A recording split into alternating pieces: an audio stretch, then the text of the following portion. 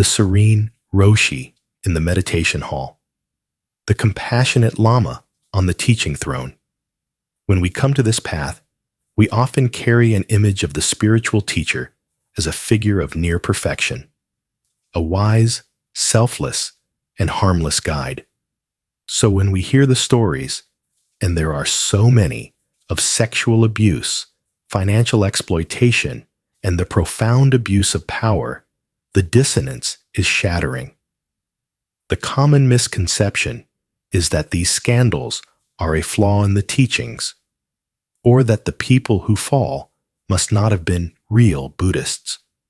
But what if this painful reality is not a flaw in the Dhamma, but a tragic and predictable human failure, one that the Dhamma itself gives us the tools to understand and, most importantly, to prevent?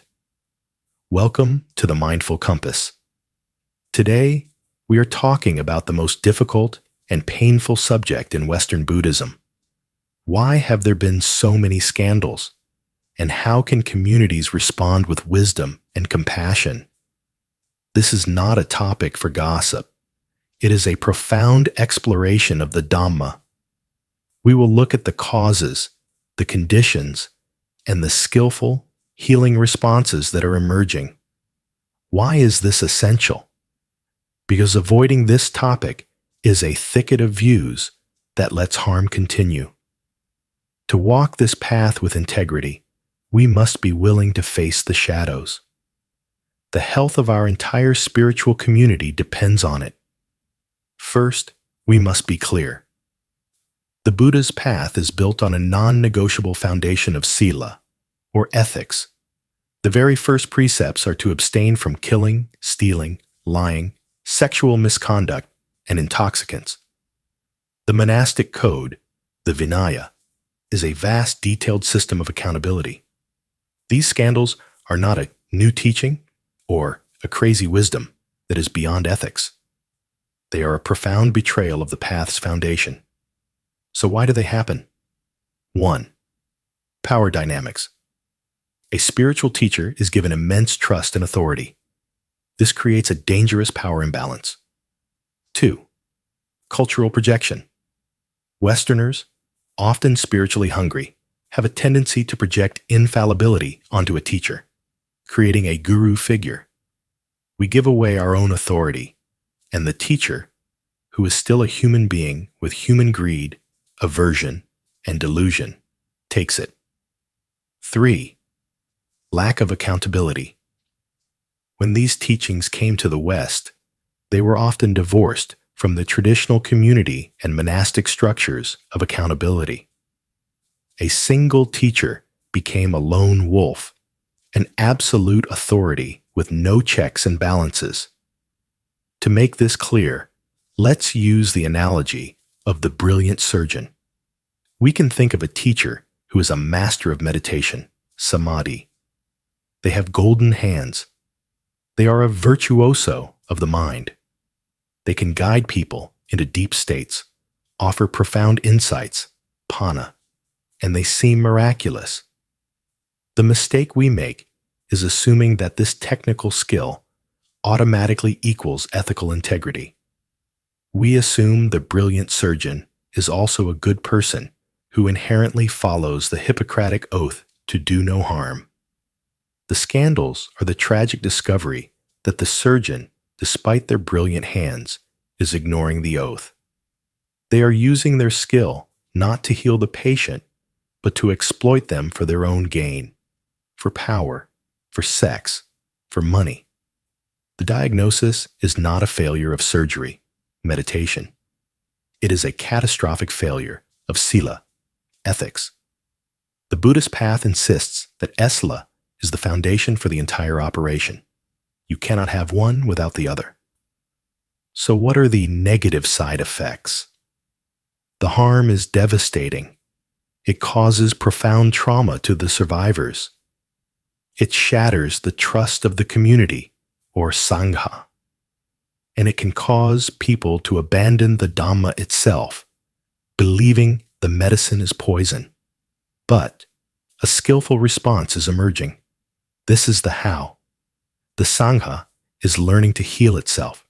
Communities are waking up and responding not with blind faith, but with wisdom. 1. Centering survivors. The first and most vital step is to listen to, believe, and support those who have been harmed. 2. Demanding transparency, rejecting secret teachings and inner circles, and demanding financial and ethical clarity from leadership. 3. Creating independent oversight, establishing ethics boards and processes that are not controlled by the teachers themselves, but by the community. 4. Dethroning the guru. This is the most important shift, moving from a cult of personality to a community of practice. The true refuge is not the flawed teacher. The true refuge is the Dhamma, the teachings, and the Sangha, the community.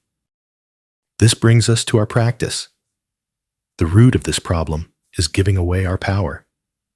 The practice is to reclaim it. This week's practice is called Reclaiming Your Own Seat. In our daily lives, we are always looking for gurus, a politician, an influencer, a charismatic boss, or a spiritual teacher. We often feel, I don't know, and want them to have the answer. The practice is this. When you feel yourself putting someone on a pedestal, just pause. Notice that feeling of looking up to them and looking down on yourself.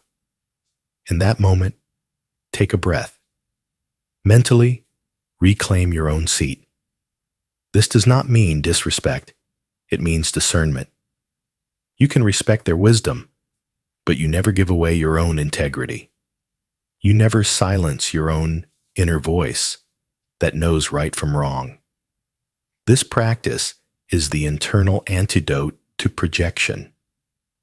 The scandals in Western Buddhism are not a flaw in the teachings. They are a tragic, human betrayal of the teachings.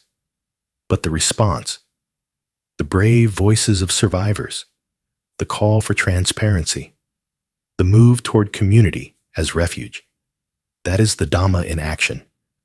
That is the path of healing. The path is not about finding a perfect person to follow. It is about finding the clarity and the integrity to walk the path together as imperfect, accountable, and compassionate human beings. What, in your view, makes a spiritual community safe and healthy? What does right relationship with a teacher look like to you? Please share your thoughts in the comments below. This is a conversation we must all be part of. Thank you for sharing this time, for walking this difficult path with us today. May you be well, and may you find safety and clarity in the profound, protective power of your own integrity.